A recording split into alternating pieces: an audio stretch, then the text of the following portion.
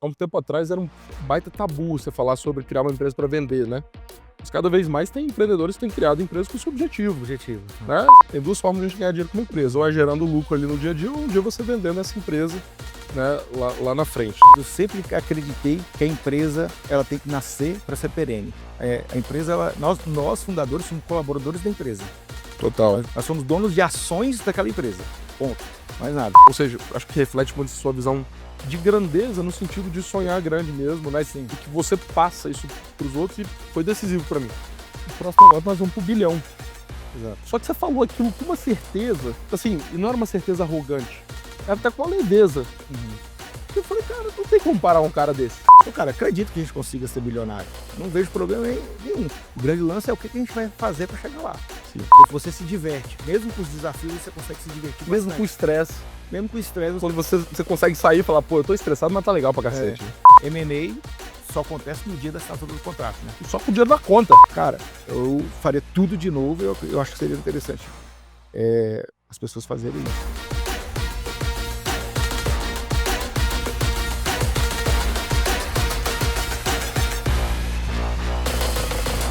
Fala pessoal, sejam bem-vindos a mais um episódio do podcast do Zero ao Exit. Eu sou o Rodrigo Miranda, CEO aqui da VPX Company.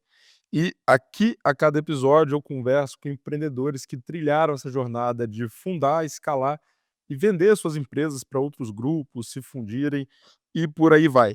A gente explora tudo desse processo, o que tem de bom, parte do dinheiro, mas principalmente os problemas, os desafios e os aprendizados de todo mundo que passa por essa jornada.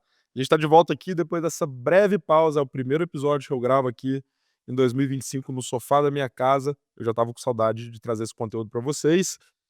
E se você está ouvindo isso no Spotify, por favor, clica lá para seguir, ativa as notificações, porque ajuda a gente a poder levar esse conteúdo tão bacana que a gente faz com tanto carinho para mais e mais pessoas. E olha só, convidado de hoje, um cara especial, que além de ter feito o M&A, um dos mais bem-sucedidos que eu conheço, a gente vai falar bastante ao longo do episódio, uma das pessoas com a melhor energia, um cara que faz bem você estar por perto, e para começar o ano com o pé direito, não tinha como ser com outra pessoa, foi escolhido a dedo. Assim como eu, ele é capixaba, mas precisamente de Pinheiros, interior do Espírito Santo. Ele construiu uma carreira de 7 anos no grupo da sua família, onde pegou ali muita experiência, tem uma família super empreendedora. Em 2015 ele fundou a Via Nuvem, sua primeira empreitada, se eu não me engano, depois ele conta melhor pra gente, uma empresa que foi pioneira no atendimento à concessionária de veículos e que em 2021 foi adquirida pela Único ID Tech. Nós vamos explorar bastante esse exit e também falar sobre o pós-M&A, que ele já está com um novo negócio, que é a Autobank. Heitor Lete, meu amigo, meu irmão, seja bem-vindo ao Do Zero ao Exit. É um prazer te receber aqui na minha casa. O prazer é meu. Boa. Cara, antes de começar qualquer coisa, sem muito escopo, se apresenta aí para o pessoal, conta um pouquinho dessa trajetória, desde lá de Pinheiros, teve Linhares na história, depois você veio para São Paulo. Conta aí para a turma como foi essa trajetória até chegar hoje. Tá bom, beleza. Cara, eu sou de Pinheiros, fui criado até meus 18 anos lá, e Pinheiros é uma cidade que não tem faculdade. Com 18 anos eu tive que sair para poder fazer a faculdade, e o primeiro a primeira oportunidade que eu tive, eu graças a Deus, nasci privilegiado, nasci na família empreendedora. Minha família já tinha um empreendimento que é concessionária de veículos, e aí eu escolhi fazer faculdade na cidade que tinha a concessionária. Foi Teoflotone, Minas Gerais. Por quase 2 anos morei em Teoflotone, fiz a faculdade lá em Teoflotone. Depois eu tive eu recebi um desafio de estruturar uma nova concessionária em Linhares, por isso que eu fui morar em Linhares, né, como você Legal. falou. Então, morei por 7 anos em Linhares, 6 anos em Linhares, onde eu trabalhei esse período de 7 anos aí, nesse grupo de concessionárias. Então, ali eu comecei tanto a minha vida de estudar, né, fazer faculdade, fiz faculdade de administração, e também conhecer o mundo de concessionária de veículos. Eu sempre ouvi de concessionária de veículos desde criança, família é investidora nesse projeto desde 93. Então, e eu fui trabalhar em 2004, então há 11 anos já escutava de concessionário dentro de casa, então eu convivo com esse meio desde 93, quando criança, e depois fui trabalhar por 7 anos eh, efetivamente no negócio. Só que, como era um grupo familiar, eu decidi em um momento, me desligar e montar um negócio próprio, como eu nasci de novo, nasci numa família empreendedora, eu sempre tive vontade de empreender. Sempre tive esse ímpeto empreendedor também, então eu decidi sair para me montar, algo mais pessoal, algo mais com a minha cara, algo mais com o meu estilo. Isso era uma decisão já de antes? Você queria fazer esse negócio de sair ali do grupo e ter um negócio só seu? Cara, isso é interessante, assim, desde moleque, desde adolescente, eu tinha isso dentro de mim, eu não sei explicar até hoje o porquê. Eu sempre tive vontade de, construir algo próprio, do zero, construir a minha história, paralela à história, lógico, aproveitando tudo que eu aprendi, e todos os valores que minha família tem, mas construir uma história própria. Eu não sei explicar exatamente, acho que é por causa de por ter visto tudo isso acontecer. E um outro motivo é, a família não é uma família pequena, é uma família grande. Então eu sabia que, eh, além de eu não conseguir empregar o que eu acreditava do meu perfil dentro do negócio, eu também ia ficar, refém de, ter que seguir, as diretrizes do que era colocado ali. Então essa foi uma motivação. Então eu saí, e aí decidi montar um negócio. Eu fiz depois da faculdade, eu fui fazer um MBA na FGV em Vitória, né, em Murad, e lá eu conheci um amigo e fui montar um negócio. Meu primeiro negócio não foi a Via Nuvem, eu fui montar um negócio chamado Vitória Clube. E aí montei, só que foi um negócio de 3 meses, era um negócio de compra coletiva, aquela época, quando estava começando o empreendedorismo, startup no Brasil, acho que as primeiras empresas se eu não me engano, a primeira empresa mesmo foi a Peixe Urbano, Peixe né. urbano, clássico. Ali tinha um cara chamado Júlio Vasconcelos, e acabava acompanhando na internet, aquilo ali era um pouco do que eu queria para mim. Então eu me espelhei, e aí o negócio também, eu acabei querendo montar um site de compra coletiva. Não deu certo, a gente eu fui morar em Vitória, morei 4 meses em Vitória nesse período, e, eh, porque começou a chegar Peixe Urbano em Vitória, Groupon em Vitória, Clicon em Vitória, e aí era muito complicado disputar. Eu percebi bem no início do negócio que não ia ser bacana, então eu tirei o pé, dei um passo para trás, voltei a morar em Pinheiros, dei uma organizada na minha vida ali, e aí surgiu a oportunidade de montar a Via Nuvem 3 anos depois. Explica pra galera aí, aproveita quem tá ouvindo, explica o que que era a Via Nova, o que que vocês faziam? Eu acho que vocês pivotaram um pouco no meio do caminho, Não também não explica o eu não vim trajeto. para São Paulo por causa da Via Nuvem, né, a Via Nuvem nasceu aqui em São Paulo. Ah, tá.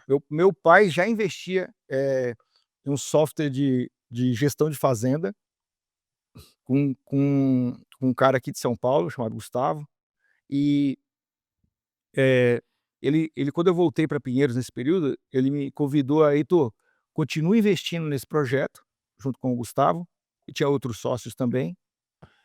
"Quando ficar pronto o software para me administrar fazenda, pega esse software e começa a vender para outros fazendeiros". Aí nisso eu fiquei, trabalhando lá em Pinheiros e investindo nesse software. Aí chegou um momento que eu via que tinha oportunidade, quando estava quase pronto o software, de eu vir morar em São Paulo, mais próximo desse outro sócio, que é quem entregava os resultados de tecnologia, e ali eu ficar mais próximo para poder, conectar o que, o pessoal de fazenda precisava para poder entregar como produto. Nesse período, a gente teve a oportunidade de também desenvolver um software de gestão de documentos, quando eu já estava morando aqui. E aí nós decidimos, se dedicar um pouco mais a esse projeto de documentos. Eu, particularmente, o Gustavo ficou ainda, nesses 2 projetos, mas eu mais nesse projeto de documentos. E em um determinado momento, a gente, por ideias diferentes, decidimos fazer a cisão da empresa. Eu e os outros sócios decidimos fazer a cisão com ele, e ele seguiu o próprio caminho. Eu peguei uma cópia do software, e nessa época eu já conheci o Fred, que hoje é meu sócio, foi meu sócio na Vendolvin, é meu sócio hoje na Autobank. Convidei ele para entrar no projeto, fizemos uma reformulação societária no negócio, e fiquei praticamente fazendo só o projeto da Via Nuvem. Aí nasceu a Via Nuvem em 2015, isso eu já morava aqui. E aí nós começamos a trajetória da Via Nuvem. Isso casou com o que eu já sabia de oportunidade que tinha em concessionária de veículos, na digitalização de documentos, principalmente na área de seminovos.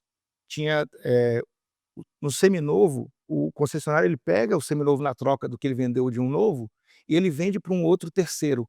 Ele precisava deixar essa documentação bem guardada, porque se desse um problema com o terceiro, ele tinha que saber se o problema foi quando o carro era dele ou quando o carro era do antigo Pode dono. crer. Então nós começamos ali, digitalizar documento.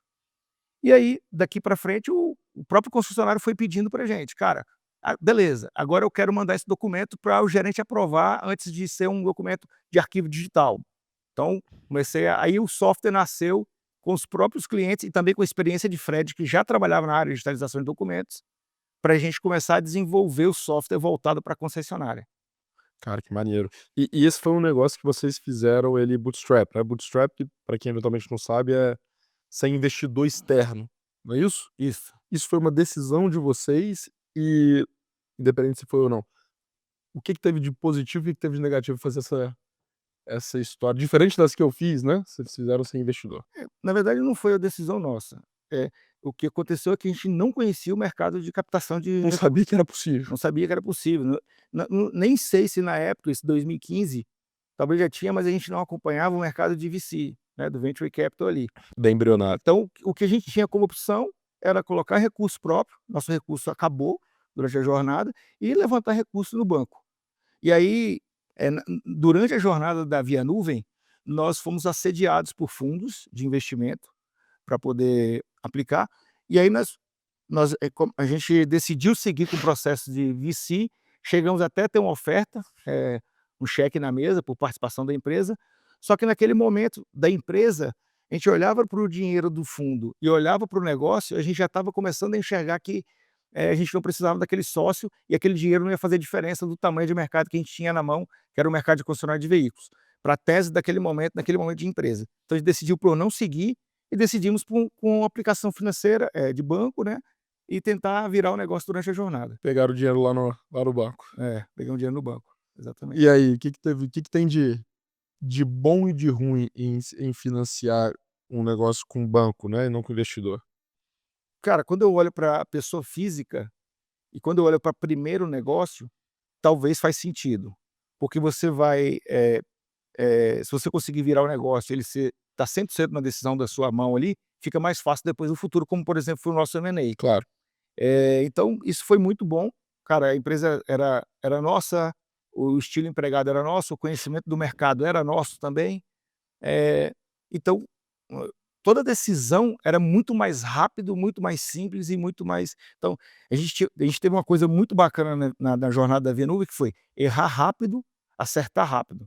Então isso se dá porque, pô, era eu e Fred ali trocando ideia no dia a dia, cara, erramos, beleza, fecha vira a página, vamos tentar fazer o que tem que ser certo. Então não tinha que ficar compartilhando isso com outro tipo de sócio.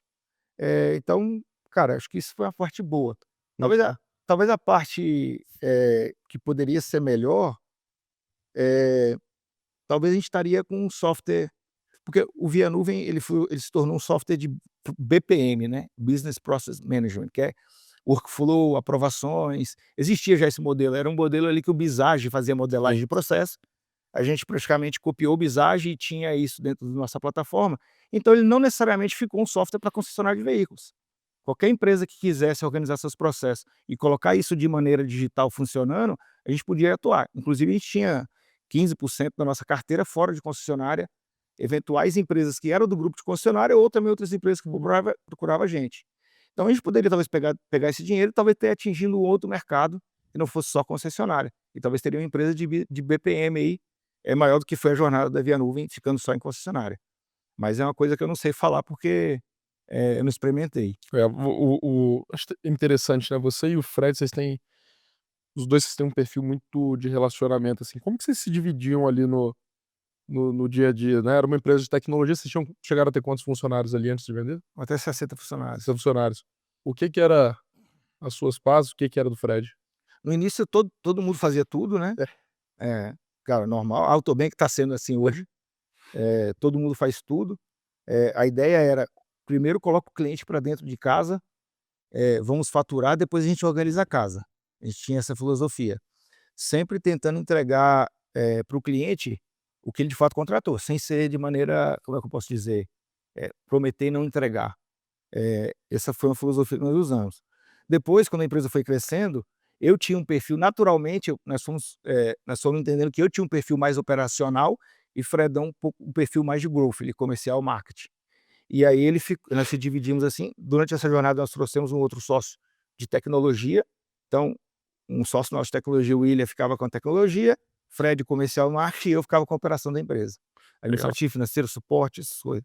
Massa. Cara, eu sempre comento pro pessoal aqui, né, eu particularmente eu tenho muito receio de operar negócios arriscados com dívida, né, mas isso é uma questão é o meu perfil, Uhum. né, e não quer dizer que seja melhor ou pior.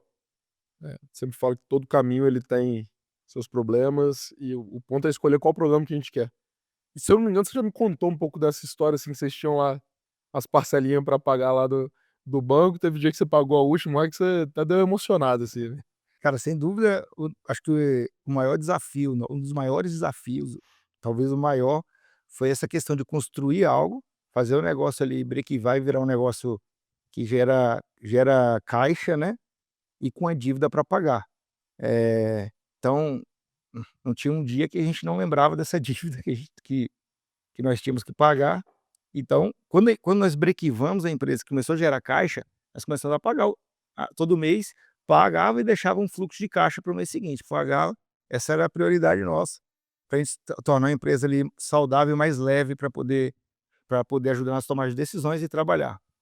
E aí essa história é uma história, que eu fui num cliente, eh e ele anunciou, estava fazendo um trabalho em loco, e aí era um trabalho no CSC de um cliente, ele a menina do RH subiu na mesa, no meio do CSC gigantesco, falou: "Cara, é o seguinte, tá chegando o vírus do Covid aqui no Brasil, vamos fechar o escritório e a partir de amanhã ninguém mais vai vir aqui, todo mundo vai trabalhar de casa. E assim, encerra as atividades que tá acontecendo aqui e não precisa mais voltar". Isso era, sei lá, 4 horas da tarde. Voltei para o escritório naquele dia, quando eu cheguei no escritório, as reuniões que Fred tinha presencial, porque era praticamente tudo presencial, tinham sido canceladas, as viagens daquela semana de implantação tinham sido canceladas, tudo aconteceu no mesmo dia. Eh, e, por incrível que pareça, naquele mesmo dia, a gente estava pagando a última parcela do banco, Caraca. sobre desse financiamento, acho que era R$ 300.000, e, eh eu desculpa, no dia anterior, a gente tomou a decisão de pagar a última parcela, e aí naquele dia eu chamei a Dai, que era que cuidava do nosso administrativo financeiro, falei: "Dai, já pagou a parcela do banco?" Ela: "Não". Então segura, porque a gente não sabe o que está vindo aí, está acontecendo um negócio estranho, então nós não vamos pagar. E aí a gente passou isso, teve que passar todo o período de pandemia até a empresa voltar a, de fato, passamos ali de fevereiro a julho, praticamente dando desconto de contrato, renegociando o contrato, alguns cancelamentos, aquele período que todo mundo passou, né, Uhum. até julho voltar ali a normalidade, mesmo que remoto ainda, para a gente conseguir pagar essa parcela. E aí o fato que você está falando, que eu me emocionei, foi no dia anterior que nós saímos da empresa aquele dia 21h, que nós definimos que ia pagar a última parcela. Eu, que não sou um cara de chorar nem nada, chorei, porque realmente era um peso muito grande durante a jornada que a gente carregava. E depois eu tive que não pagar não pagar a dívida. Verdade, eu não lembrava direito, mas é isso mesmo. Cara, e até conectando o que você tá fazendo hoje, né, a Autobank, a gente fala um pouquinho melhor depois, mas, a Autobank, que é a sua nova empresa, vocês optaram por ir num caminho um pouco diferente. Vocês também fizeram ali uma capitalização própria, mas também trouxeram investidores externos, né. Essa decisão, ela tem a ver um pouco com esse peso que a dívida trazia lá atrás para vocês, ou foi uma decisão de negócio pela Autobank eventualmente ser um negócio que demanda mais capital, etcétera? Não, não teve nenhuma decisão por questão do peso, foi somente por questão do negócio ser um negócio que demanda de capital. A gente precisa de pessoas, estratégicas, que façam a gente o mercado da Autobank, ele é muito maior que o mercado da Via Nuvem. Então a gente precisa de pessoas, qualificadas para ajudar a gente a atingir esse mercado. Então vocês foram atrás. Por isso a gente decidiu tanto do capital, quanto desse smart money, que vai ajudar a gente a chegar onde a gente deseja com a Autobank.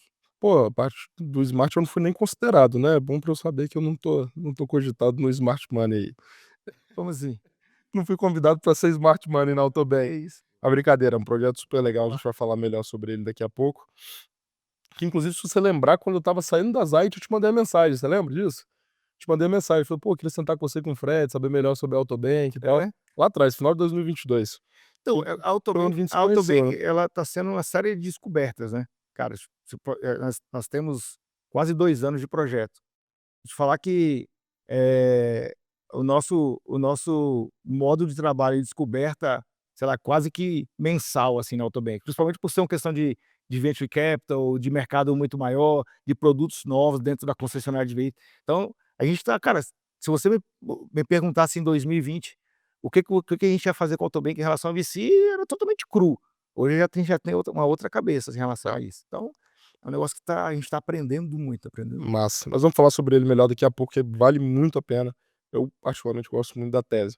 Mas antes da gente falar disso, antes de vocês chegarem lá na transação com a Único, se eu não me engano também, vocês tinham recebido uma aproximação de algum player ou alguma proposta de outro player, eu tô certo nisso ou Sim, teve o primeiro, assim, nós nunca falamos de M&A durante a jornada da Via. vocês não tinham esse objetivo: "Cara, vamos vender"? Não vou falar que não tinha objetivo, mas não era a pauta principal do Tá negócio. bom. A gente estava trabalhando dia a dia focado no cliente e dominar o mercado. Esse era a nossa pauta principal. E aí, um determinado momento, tem 3 grandes players de software de ERP de concessionária no Brasil. Um deles nos procurou com interesse de adquirir a Via Nuvem. E aí, pô, a gente nem sabia que a Via Nuvem poderia ser adquirida, em qual momento poderia ser adquirida, porque a gente de fato não estava fazendo com esse foco, com esse objetivo. Então, isso despertou, na gente, cara, ela tem valor. Chegou a ter valuation nessa negociação, Ah, chegou a ter ali uma discussão de preço. chegou a ter discussão de preço. Então, assim, inclusive foi um valuation que nós nem imaginava. Então a gente falou: tudo bem que depois, quando descesse para o contrato, a gente sabe como é que é M&A, ia ter ali o earn-out, Aham. tudo aquilo que a gente conhece hoje. Mas que a gente não conhecia naquela época. Quando o cara falou o valor, eu acreditei que era um valor absoluto. Então, isso despertou a nossa, esse ímpeto do M&A. Nós continuamos não tendo foco nisso, só que nós, nesse momento, nós contratamos uma boutique de M&A para ajudar a gente a organizar a casa, caso houvesse uma nova negociação. Ess Na verdade, o que aconteceu? Nós fomos conversar com um amigo que tinha experiência em M&A, que, naquela época a gente não tinha, e ele falou: "Cara, calma, vocês não estão preparados para esse momento. Então, se vocês for negociar com essa empresa, é tubarão negociando com sardinha. Vai ficar ruim para vocês lá no final, de todo o processo do M&A". E ele explicou alguns detalhes, então a gente decidiu não seguir com esse processo, e a gente decidiu contratar uma boutique de M&A para preparar a gente, caso houvesse um dia uma nova conversa desse tipo. E Legal. aí foi o que aconteceu. Quando a gente estava nesse processo quando fala boutique de M&A, né, de dar uma estruturada nos processos, documentação, nós saímos, os fundadores saímos mais do processo, deixar a empresa mais, eh, perene, né. Então a gente, foi abordado novamente pela Único, e aí a gente estava realmente com estava bem maduro para poder ser adquirido. Legal, então vamos lá, vocês recebem uma primeira proposta, já com uma indicativa de preço que vocês falavam: "Pô, isso aqui é interessante". Aí vocês vão falar com alguém que tem experiência em M&A, isso foi o quê? 2021?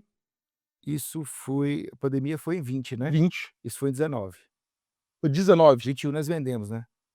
19. A gente se conheceu em 22, então foi bem antes até da gente se conhecer, em 19 foi que isso aconteceu, e aí vocês trazem ali uma casa para ajudar vocês a se prepararem, ou preparar a empresa, né, dar ali um banho de loja para que lá na frente saísse melhor. Eh, Tem alguma coisa que você pode compartilhar, assim, que vocês arrumaram, que facilitou para vocês venderem melhor lá na frente? Cara, o No processo? processo foi fantástico, né, eu já te falei isso algumas vezes em Sim. off. Primeiro nós fizemos um score rate na companhia, esse foi um trabalho legal, que ficamos ali alguns meses trabalhando o que, eh, pode melhorar ou tem que ser melhorado para uma possível transação de M&A. Então isso foi uma coisa. Nesses corretes saiu lá pontos que a gente estava super bem, beleza, não precisa dar foco nisso, e pontos que a gente tinha que melhorar. Então, exemplo, toda a contratação da Via Nuvem quem fazia era eu ou o Fred, ainda naquela época. Então eles falaram: "Cara, tem que ter um processo de RH, um processo de contratação aqui, um processo que cuida das pessoas". Todo o endomarketing da empresa, Uhum. todo o processo de RH interno da empresa, toda a contratação era 100% na nossa mão. Era natural, porque nós somos de pessoas, né, a gente fazia isso com naturalidade. Mas o cara falou: "Não, cara, quando a empresa for te adquirir, esse processo de RH aqui tem que estar, não pode estar travado em vocês. Isso vai É, travar no seu earn-out futuro. A gente também tinha um comercial muito atrelado à Fred. Então, também fizemos um processo ali de máquinas de vendas, pegamos aquela época máquinas de vendas, né, eh antes do vendedor ali é o SDR para SDR, comercial, contrato, close, abertura de CS. processo para entrada para o CS. Então fizemos todo esse processo também, que foi bem bacana. Então, tanto que, cara, quando a Única adquiriu, no D2 Fred já não estava mais no negócio. O negócio estava Tinha maquininha que já rodava. sozinho. Então, Legal. esse foi o processo que foi bacana. Então, isso na negociação é muito bom. Quando a empresa vai fazer uma diligência, você consegue negociar mais preço na vista do que no earn-out e tirando essa necessidade dos fundadores estar ali no processo Total. e conseguir vender uma empresa mais líquida, assim, vamos dizer. Total.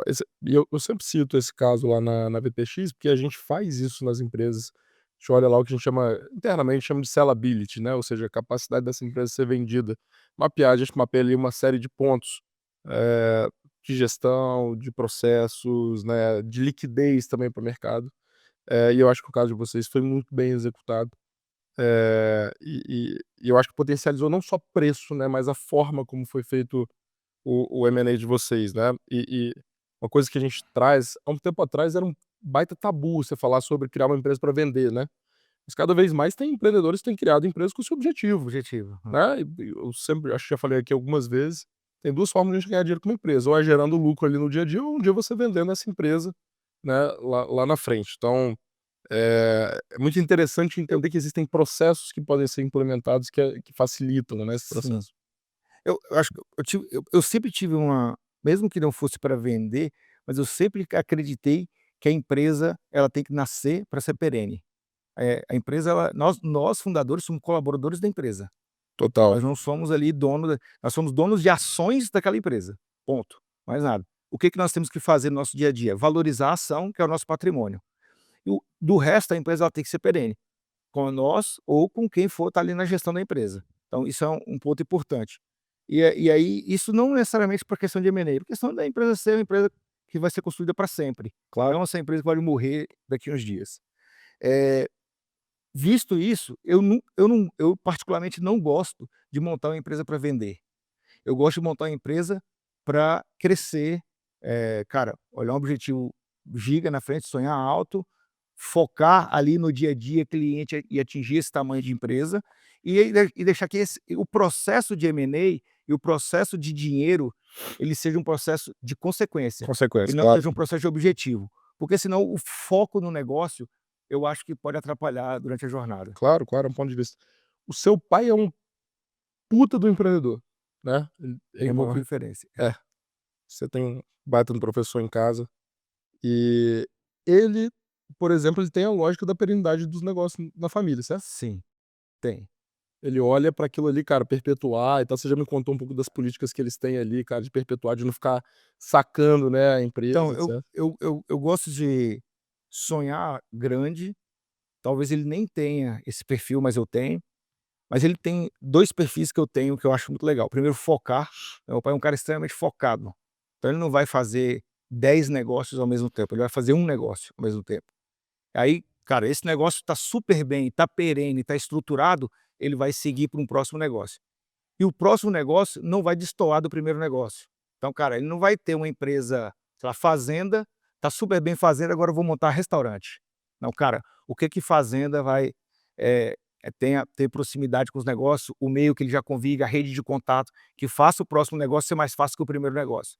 Então isso é interessante, eu acho isso legal. Então isso traz perenidade, que então, esse lance que eu falei, focar, é sonhar, focar no negócio, outro ponto, até esqueci de falar, eu ia falar um outro ponto que a gente tem em comum. Mas é isso, cara, acho que Legal. isso que isso que eu acho bacana Acho que outro sobre, comum é que vocês 2 gostam muito da resenha, né. isso aí Só não gosto mais do que sua mãe também gosta muito da resenha, né. é, Família toda é muito boa de resenha. Eh, cara, até lembrando um episódio legal, assim, né, do dia que a gente se conheceu, em 2022, a gente voltando junto, né, pra pra São Paulo, acho que eu estava naquele momento, tinha acabado de sair da Zite, um mês depois de ter saído da Zite, né. E aí eu falei, pô, irmão, acho que eu tô no dia que a gente se conheceu, literalmente. Eu, pô, acho que eu vou voltar para o Espírito Santo e tal, cara, dar uma acalmada, etcétera. E você foi o cara que falou: "Bicho, você tá doido, segue na linha que você tá indo e fica mais um tempo em São Paulo, acho que, porra, você tem muita coisa pra fazer e tal". Ou seja, acho que reflete muito a sua visão de grandeza, no sentido de sonhar grande mesmo, né, Sim, e que você passa isso para os outros e foi decisivo pra mim. Eu poderia ter voltado pra Vitória ali se não fosse claro. isso. E hoje eu acho que a gente vê o quão importante foi eu ter ficado aqui, né, É. 2 anos depois. E um outro ponto que me lembra, eh eh que eu lembro também, que foi muito interessante, a gente desceu do avião, você pegou o carro, me deu uma carona, foi para Barbacoa, né, almoçar com Furla e com mais alguém, se eu não me engano, Hugo. e com o Hugo Níquel. Eh, e aí você falou: "Não, irmão, eu fiz aqui, etcétera, o próximo negócio nós vamos para o bilhão". Exato. Só que você falou aquilo com uma certeza, assim, e não era uma certeza arrogante, era Uhum. até com uma leveza, Uhum. que eu falei: "Cara, não tem como parar um cara desse", né.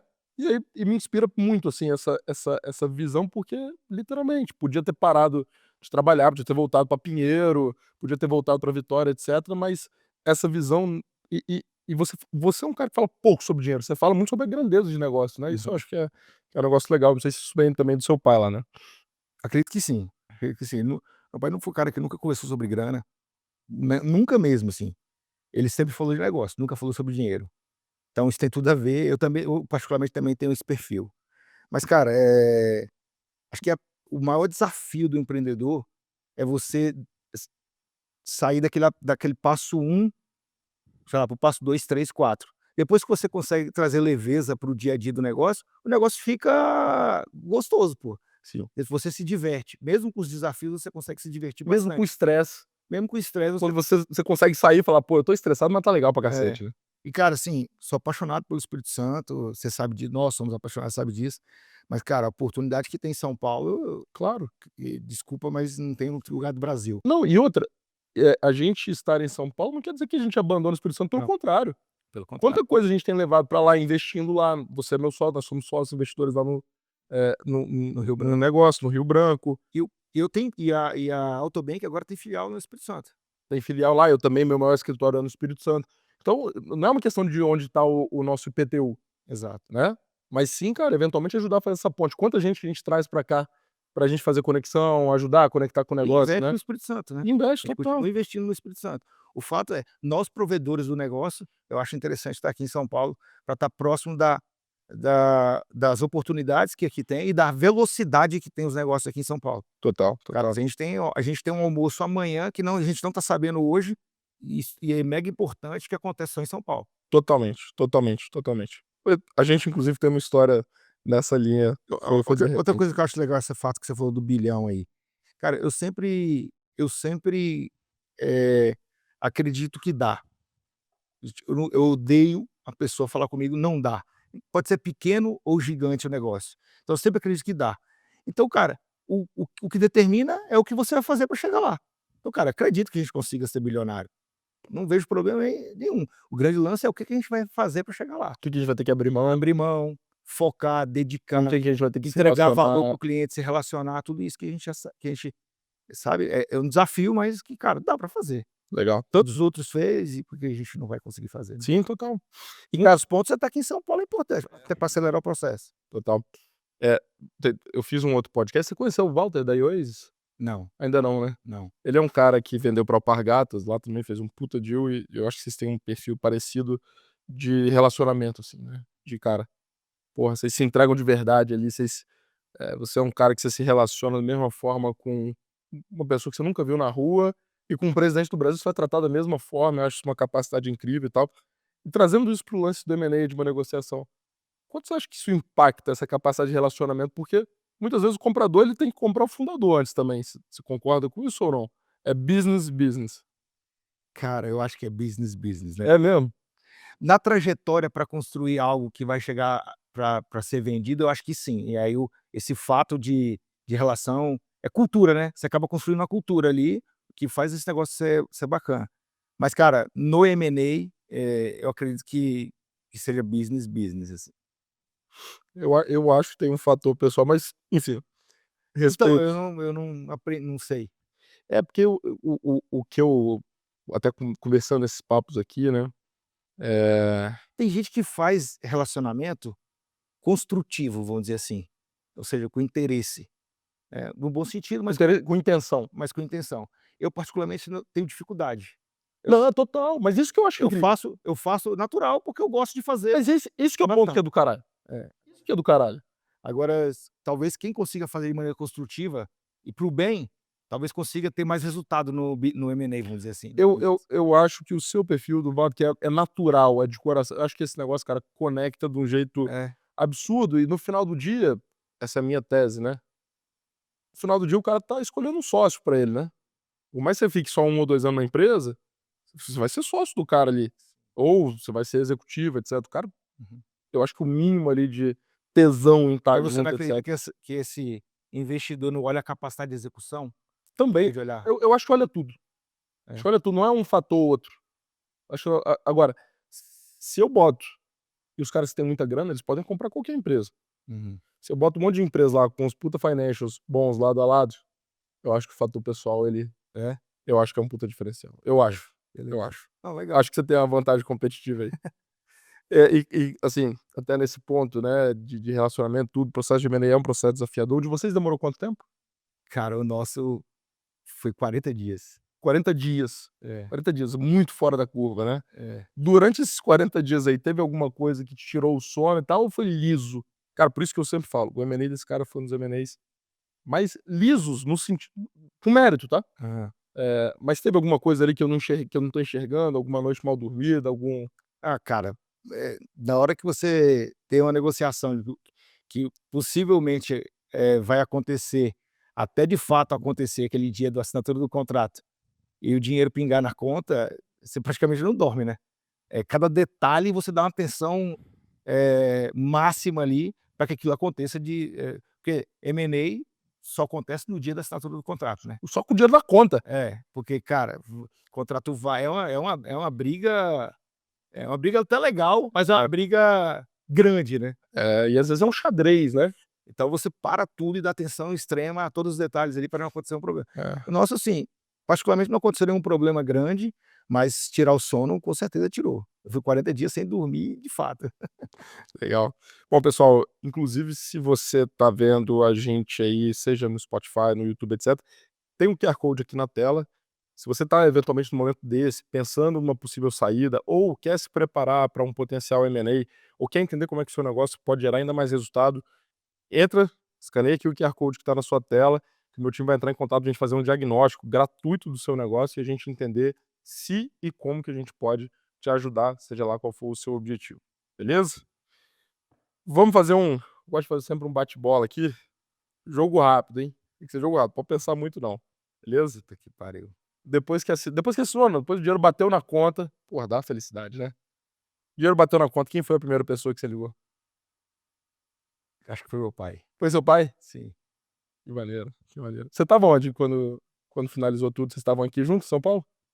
Cara, a gente é bate-bola, né. É, mas eu mudei a regra. A bola é minha. A gente estava aqui em São Paulo, assinamos o contrato e aí tinha a assinatura de contrato foi online, porque Online, estava no período poderia. de pandemia, então a gente assinou no escritório dos nossos advogados, e depois nós fomos lá pra Único, comemorar junto com os fundadores lá da Único, tá, eles foram um champanhe, bem restrita, assim, a comemoração, por causa da pandemia. E, cara, fiquei lá na Única até altas horas, a Bacana. galera foi, pô, como sempre, né, você sabe como é. E eu nunca imaginei que teria o que aconteceu. Quando eu cheguei em casa, pô, aqui em São Paulo, estava meu pai, alguns amigos do Espírito Santo, estava uma turma lá em casa, foi surreal. Tipo, e a galera estava me esperando, tipo, desde 7 da noite eu cheguei meia-noite, cara. Só que eles não queriam me contar que estava lá em casa. Então a gente fez uma puta comemoração até de manhã, viramos a madrugada até 7 horas da manhã. Que maneiro, que maneiro. E qual foi a primeira coisa bacana, coisa legal que você comprou com o dinheiro que você recebeu? Você gosta, né? Foi uma Porsche 911, Qual que era a cor? laranja, Até que alguém deu uma resposta à altura da pergunta. Uma Porsche 911 laranja. laranja. Deu pra divertir? Porra, muito. Vai voltar. Massa, bom demais. Eu também, a primeira coisa que eu fiz foi comprar um carro, só que mais mais humilde. Se você pudesse escolher para fazer uma coisa diferente durante a negociação, teria feito alguma coisa diferente? Você olha para trás e fala: "Puta, isso aqui podia ser diferente", Não, ou não, foi tudo perfeito como foi? cara, eu acredito que foi até melhor do que a gente imaginou, assim, foi bem legal. Legal. A gente tá bem feliz com tudo. Desde a negociação, o valor, o earn-out, a relação que a gente tem com a Único. Cara, assim, a gente é bem feliz com. Importante destacar que o Heitor já encerrou todo o ciclo, né. Vocês ficaram lá dentro, vocês receberam o que vocês tinham para receber de earn-out, fizeram a transição, saíram do negócio e vocês ainda têm relacionamento bom com a turma lá, certo? Sim, e tem a questão do no compete, Tu não compete. que vai até acho que até daqui 2 nós estamos 27. Ou seja, ele é um cara que tá falando que ele tá 100% satisfeito com o negócio e que de fato foi concluído até o final. Não é que ele tá esperando alguma coisa, foi concluído e é muito fora da curva, posso afirmar, porque eu devo ter conversado com umas 50 pessoas. É um negócio que tem que É, ter bastante cuidado. é, é. Alguma lembrança que mais te marcou durante esse processo aí, ou que seja da comemoração até às 7 horas da manhã? Cara, assim, a o mais legal de tudo foi a empresa, a Via Nuvem.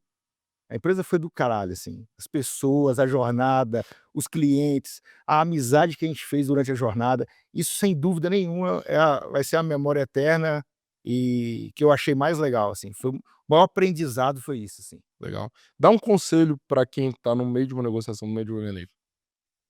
No meio, Ou o cara tá entrando nisso agora, o cara tá passando por esse processo. sem dúvida nenhuma, se preparar, ter bastante calma. O que que é se preparar?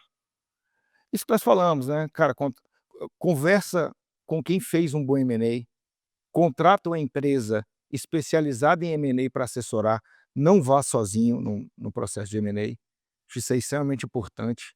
Eh, e na negociação, faça uma negociação com bastante calma, bastante tranquilidade.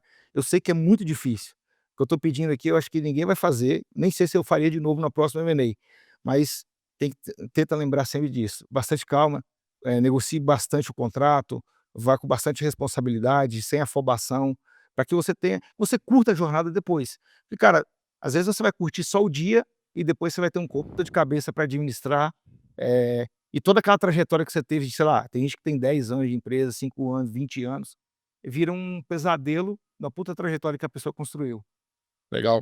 Você tem vários amigos O Abílio Diniz tem não sei, depois o pessoal procurando, forte ele dele, fala muito sobre o contrato do cassino lá, Cassiano. né.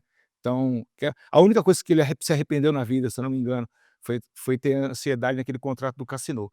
Cara, é a mesma coisa desde bilhão a Assisti hoje esse vídeo, é isso. que ele fala que a única coisa que ele se arrepende foi o contrato do Casino. Muito forte isso, né, um É cara que muito fez tanto é negócio. muito forte.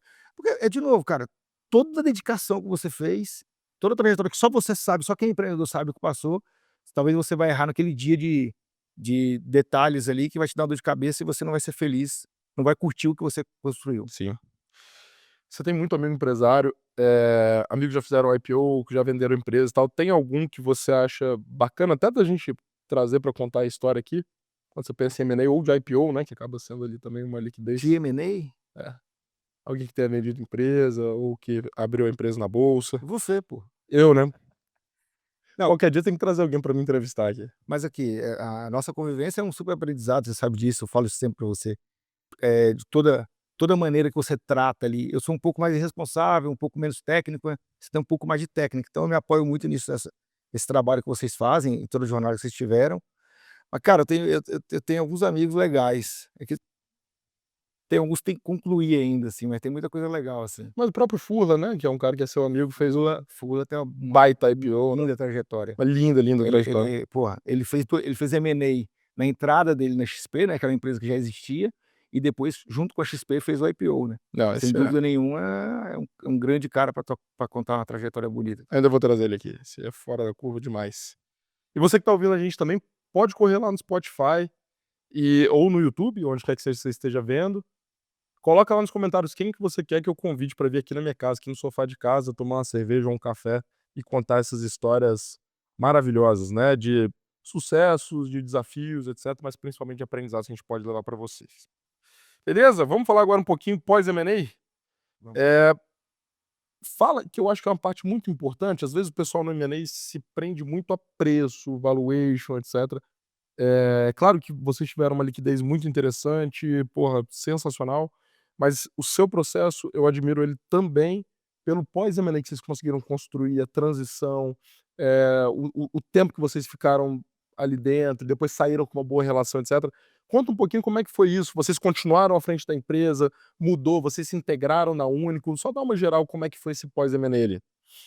Cara, assim, desde o dia que nós, assinamos a o M&A, uma das coisas que a gente tinha muito clara, principalmente eu e o Fredão ali, é que a gente queria construir uma nova jornada. A gente teve um negócio muito bom, muito bacana, nós dedicamos, 100% da nossa vida pra Via Nuvem, só que a gente sempre soube que o mercado da Via Nuvem era um mercado, de certa forma, limitado. Então a gente queria, porra, se dedicar de novo 100% da nossa vida, eh, numa nova jornada bacana, mas um negócio que fosse com aquela mesma energia que nós gastamos ali, um negócio que tivesse uma oportunidade maior. Então isso foi uma coisa. Então, assim, quando nós fizemos desde o dia da negociação até a assinatura, nós já negociamos sabendo que com 1 ano nós negociamos 1 ano de earn-out, que quando desse 12 meses a gente ia sair da Único. Então nós não abraçamos O que é muito. raro, É, que é raro, 12 meses só de lock-up é raro. é. Nós negociamos isso, né. Inclusive parte da negociação de valor, abaixamos um pouco o valor, para poder ter a qualidade porque como a gente tinha o objetivo muito claro de ter liberdade, e de fazer uma nova jornada, então a gente negociou isso no contrato. Pessoal, olha o que tô falando aqui, eles toparam receber um pouco menos de preço em troca de um período de lock-up. O lock-up é o tempo que eles vão ser obrigados a ficar dentro do negócio. Normalmente a gente vai ver aí, no mínimo 2, mas normalmente 3 anos de lock-up, de transição, eles fizeram em 12 meses, mas fizeram ali um trade-off de um pouquinho menos de preço. Isso. E aí negociamos lá Muito inteligente. e ficamos ali esse 1 ano com a Único, dedicamos tudo que a gente tinha como objetivo dentro da Único, fomos, bastante parceiros ali junto com eles, mas quando deu 12 meses nós saímos e, cara, até antes dos 12 meses ali a gente já estava conversando o que seria o próximo negócio. Quando deu 12 meses a gente estava com tempo, nós começamos a rodar de novo concessionária, o que tinha de oportunidade, aquele lance do foco, né, aproveitar a trajetória, a jornada, aquilo que eu falei do meu pai, eh eh, onde a gente conhece bastante o mercado e que pode ter um business muito grande para a gente atuar. Então nós voltamos para a Uhum. concessionária, identificamos a oportunidade da Autobank e começamos a nova jornada, para poder abraçar agora de fato um mercado que a gente acredita que é gigantesco. Pô, deve ter um monte de gente curiosa agora. Conta o que que é Autobanking aí pra turma. A Autobank ela é um bank as a service para concessionária de veículos. Então a gente estrutura a operação de banco para a concessionária. A concessionária ela é uma máquina de recebíveis. Ela gera muito recebível futuro, que é financiamento de veículo, cartão de crédito, tem outro, Forplan, tem vários produtos ali. Então a gente monta uma estrutura de banco para que o próprio concessionário ele consiga administrar melhor esses recebíveis e ganhar com isso. Então gerar uma nova receita dentro do seu negócio.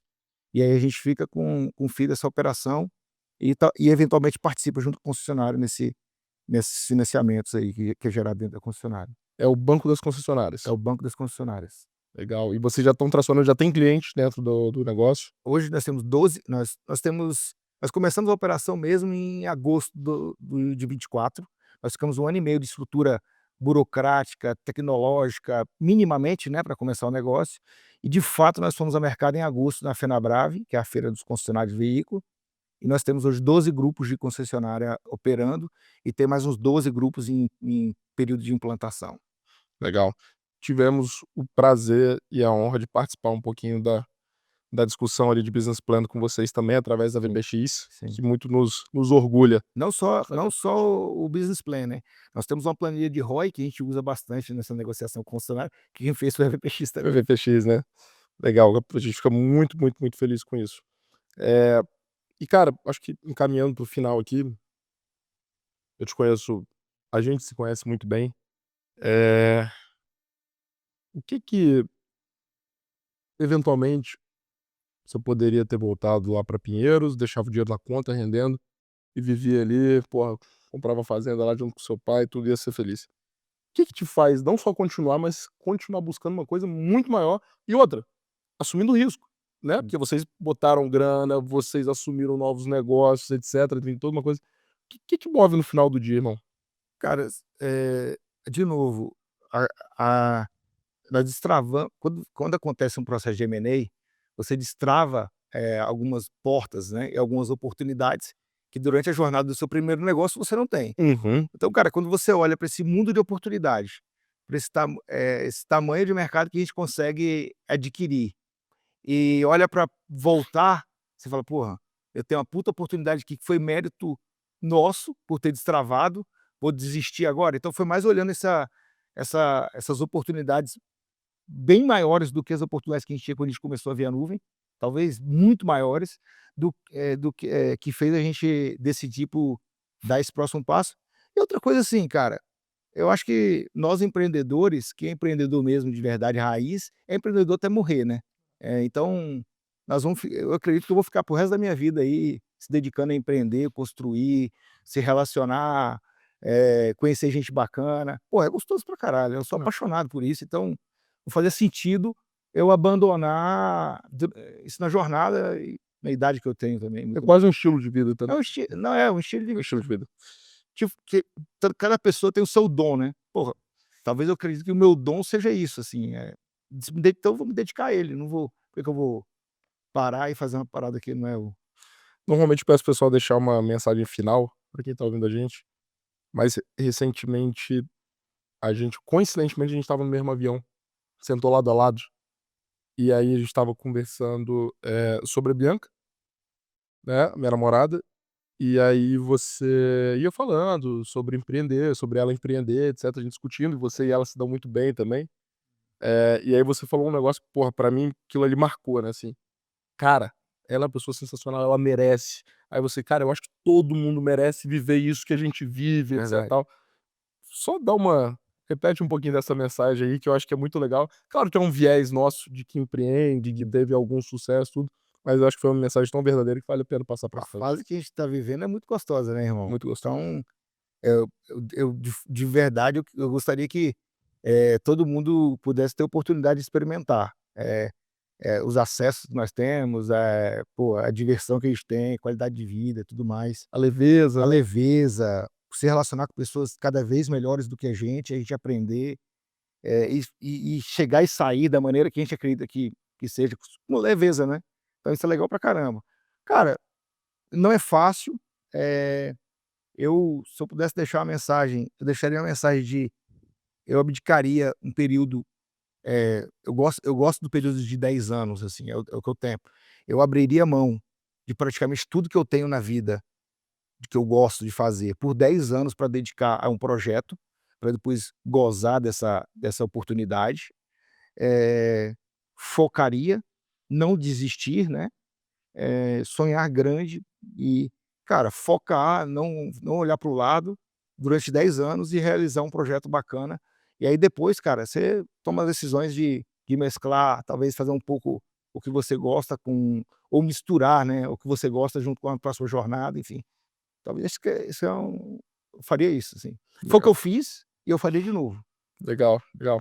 É, e até Então, porque, cara, vim para São Paulo, ficar longe da família, ficar algum período longo sem ir lá, eh, ta ter decidido por 10 anos, resolver essa questão. Cara, eu faria tudo de novo e eu acho que seria interessante, as pessoas fazerem isso. ter essa oportunidade de passar por isso é muito bacana. É muito massa. E pra fechar aqui, uma frase que uma vez ele falou também, ele falou: "Se eu te ouvir reclamando da vida, um dia eu te dou uma surra". Você lembra disso? É verdade. Irmão, quero te agradecer demais por esse papo, tenho certeza que quem tá ouvindo, pô, se encantou com a história e eu acho que, acima de tudo, né, cara, uma história verdadeira, não é uma história criada em jornal, em Faria Lima, etcétera, uma história muito verdadeira, eu acompanhei, conheço cada centímetro dessa história, cara, de como que você trata as pessoas, de como que você faz negócio, e eu fico muito feliz da nossa amizade e quero te agradecer por estar aqui hoje. Tamo junto. Obrigado, Eu que agradeço. espero que a gente Sua tenha amizade foi um presente. pô, o presente é meu. E pessoal, esse foi mais um episódio, um incrível episódio do Zero ao Exit. Não deixe de me seguir no Instagram, @o Rodrigo Miranda. Segue lá também a VPX, @VPX Company. Dá o like lá no Spotify, no YouTube, 5 estrelas, compartilha para todo mundo que merece ouvir a história, a leveza e a diversão que é esse cara aqui, beleza? Isso é muito importante, ajuda a gente a continuar fazendo esse trabalho, levando esse conteúdo para vocês. Obrigado e até o próximo episódio do Zero ao Exit.